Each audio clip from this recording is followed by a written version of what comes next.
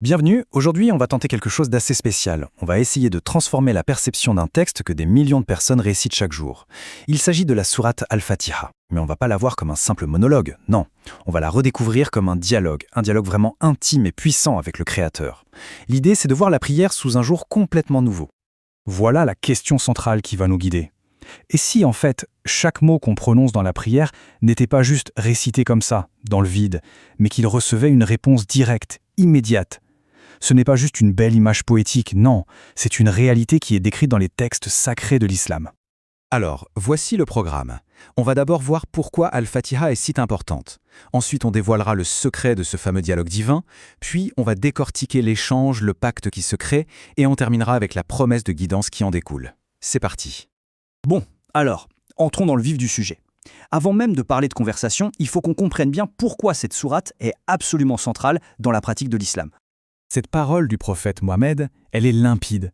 Elle nous dit très clairement que Al-Fatiha n'est pas une option, c'est le cœur même de la prière. Du coup, si cette sourate est si essentielle, on comprend bien que saisir ce qui s'y passe vraiment, ce n'est pas un luxe, c'est une nécessité pour que la prière prenne véritablement vie. Très bien, maintenant la question c'est comment est-ce qu'on passe d'une simple récitation à une vraie conversation? Eh bien la clé, elle se trouve dans un texte prophétique très particulier, ce qu'on appelle un hadith qudsi. C'est un hadith où Dieu lui-même parle à la première personne par la bouche du prophète. Et voilà la clé. Dans ce hadith qudsi, qui est authentique et rapporté par l'imam Muslim, Dieu nous révèle ce secret incroyable. Il dit « J'ai partagé la prière entre moi et mon serviteur en deux moitiés ». Qu'est-ce que ça veut dire?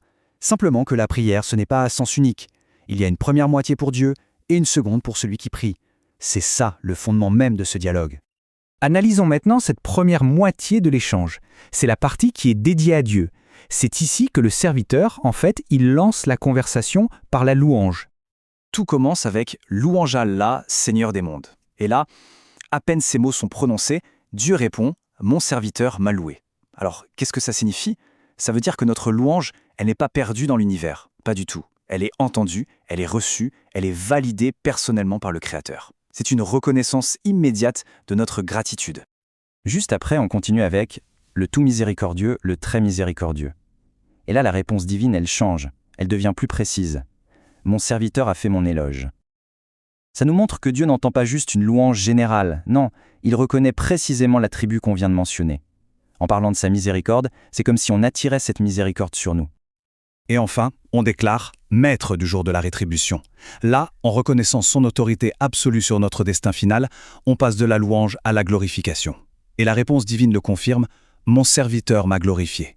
Ça veut dire que Dieu accepte notre soumission totale à sa justice et à son pouvoir. Et voilà, la première partie du dialogue, celle qui est pour Dieu, elle est terminée.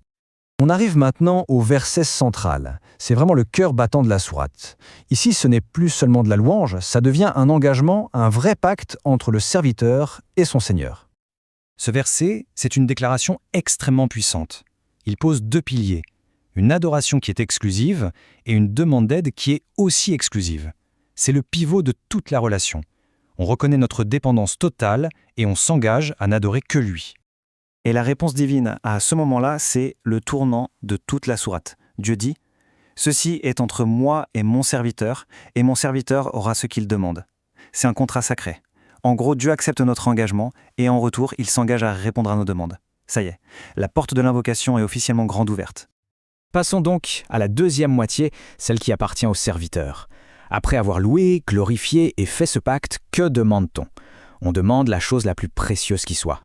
La demande est simple, elle est directe et elle est universelle. La guidance. Pas la richesse, pas la santé.